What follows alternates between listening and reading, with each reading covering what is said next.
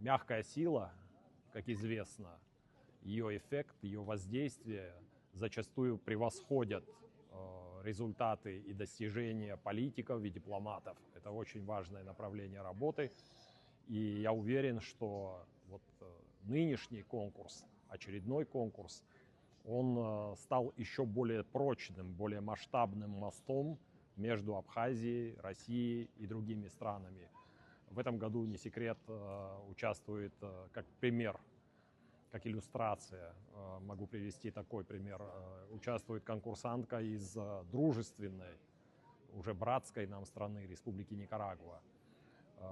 Оперное искусство, классическая музыка там популярны, востребованы, но они только в начале пути.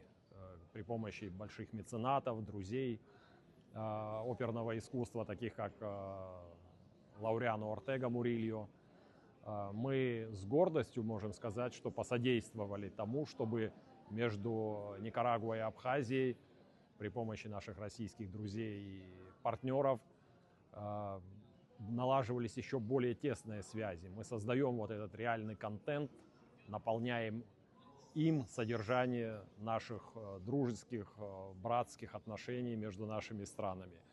Я думаю, это очень важный фактор.